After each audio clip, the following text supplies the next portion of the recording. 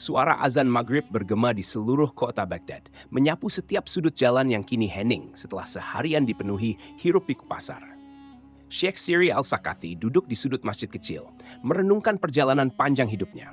Wajahnya yang keriput adalah saksi dari tahun-tahun kebijaksanaan dan pencarian spiritual yang mendalam. Namun, ada satu hal yang tak pernah lepas dari pikirannya selama 3 dekade terakhir. Penyesalannya atas satu ucapan yang tak pernah ia bayangkan akan membebaninya selama itu. Alhamdulillah.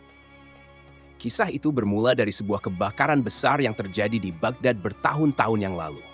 Api melahap toko-toko, rumah-rumah, dan merenggut kehidupan. Kota yang biasanya hidup dengan energi perdagangan dan suara tawa berubah menjadi tempat yang dipenuhi tangisan dan puing-puing. Saat itu, seorang pria berlari mendekat kepada Sheikh Siri yang duduk di depan tokonya yang masih utuh. "Sheikh, toko Anda selamat dari api," kata pria itu dengan nada yang penuh kagum. Sheikh Siri terkejut dan penuh rasa syukur tanpa berpikir panjang mengucapkan, "Alhamdulillah." Namun, di balik ucapan itu, sebuah perasaan aneh langsung menyerang hatinya. Seketika itu juga, pikirannya penuh dengan gambaran lain. Rumah-rumah yang terbakar, keluarga yang kehilangan tempat tinggal, dan pedagang yang menangis di depan toko mereka yang menjadi abu. Ia menatap toko yang selamat itu dengan rasa bersalah yang menggerogoti hati. Bagaimana mungkin ia bersyukur atas keselamatan hartanya, sementara begitu banyak orang menderita. Sejak hari itu, Sheikh Siri tak pernah bisa melupakan ucapan syukur yang menurutnya egois.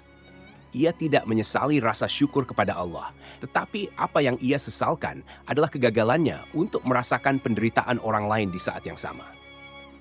Selama 30 tahun, ia terus beristighfar, memohon ampunan atas kesalahan yang mungkin di mata orang lain tampak sepele, namun baginya merupakan pelajaran spiritual yang dalam. Kisah penyesalan Sheikh Siri ini menyebar di kalangan murid-muridnya, membuat mereka bertanya-tanya, mengapa seseorang seperti dia, seorang yang begitu dekat dengan Allah, bisa merasa bersalah hanya karena ucapan Alhamdulillah? Namun, hanya sedikit yang benar-benar memahami. Bagi Sheikh Siri, ucapan itu adalah cerminan dari cinta dirinya yang tak ia sadari. Ia merasa telah menyisakan sebagian kecil kegembiraan pribadi di tengah penderitaan banyak orang. Ia telah merasa lega dan senang, padahal di sekelilingnya kesedihan dan kehancuran melingkupi kehidupan banyak orang. Sebuah malam, ketika angin dingin menyelimuti Baghdad, seorang muridnya yang bernama Hasan memberanikan diri bertanya, "Syekh, mengapa engkau begitu menyesal atas sesuatu yang, bagi kami, tampak begitu wajar? Bukankah syukur adalah bentuk ibadah yang mulia?" Sheikh Siri tersenyum samar, matanya menatap ke langit yang kelam, seolah-olah mencari jawaban di balik bintang-bintang yang tersembunyi. "Benar Hasan, syukur adalah ibadah yang mulia. Namun, syukur yang hanya menguntungkan dirimu sendiri tanpa memikirkan orang lain bisa jadi adalah bentuk keegoisan. Ucapan Alhamdulillahku itu adalah rasa syukur atas keselamatan duniaku, hartaku, sementara aku gagal merasakan duka orang-orang yang kehilangan segalanya. Allah melihat ke dalam hati, bukan hanya pada kata-kata yang kita ucapkan." Hasan terdiam, mencoba mencerna makna yang lebih dalam dari jawaban sang syekh.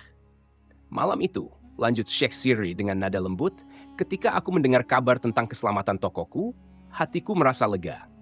Namun, di saat yang sama, ada puluhan, mungkin ratusan orang yang menangis karena kehilangan segalanya. Dalam hati, aku hanya memikirkan keselamatanku. Itu adalah kesalahan besar. Rasa syukurku hanya untuk diriku sendiri, bukan untuk kebaikan bersama." Suara angin yang menggoyangkan dedaunan di luar masjid menjadi saksi dari renungan mendalam itu. Para muridnya yang mendengarkan dengan seksama mulai memahami bahwa kepekaan terhadap penderitaan orang lain adalah kunci dari kebijaksanaan. Bukan hanya syukur yang harus diucapkan, tapi juga empati dan rasa peduli terhadap sesama. Waktu berlalu, dan Sheikh Siri terus mengajarkan murid-muridnya tentang pentingnya menyeimbangkan antara rasa syukur dan perasaan terhadap penderitaan orang lain. Ia mengajarkan bahwa tidak ada yang lebih mulia di hadapan Allah daripada hati yang terbuka untuk orang lain. Syukur yang tidak terbungkus oleh empati adalah setengah dari kebenaran. Pada suatu hari, ketika Sheikh Siri merasa ajalnya semakin dekat, ia memanggil murid-muridnya untuk memberi nasihat terakhir. "Ingatlah," katanya dengan suara pelan tapi tegas, "kalian akan dihadapkan pada banyak kesempatan untuk bersyukur dalam hidup ini. Namun, pastikan bahwa syukurmu tidak melupakan kesedihan orang lain. Saat kau bersyukur atas keberuntunganmu, jangan pernah lupa untuk merasakan sakitnya kehilangan yang dialami saudaramu. Malam itu, para muridnya menundukkan kepala, merenungkan kata-kata terakhir sang guru yang begitu dalam maknanya. Moral dari kisah ini mengajarkan kita bahwa rasa syukur memang mulia. Namun, syukur yang sejati adalah yang disertai dengan perasaan peduli terhadap sesama. Syekh Siri mengingatkan kita bahwa setiap keberuntungan yang kita dapatkan harus diimbangi dengan perhatian terhadap mereka yang tidak seberuntung kita. Dan dengan cara itu, kita tidak hanya bersyukur kepada Allah, tetapi juga menjalankan tanggung jawab sebagai makhluknya yang saling peduli. Ketika dunia menawarkan keselamatan pribadi, jangan lupa bahwa kebahagiaan sejati bukan hanya soal kita, tapi juga tentang kesejahteraan orang lain.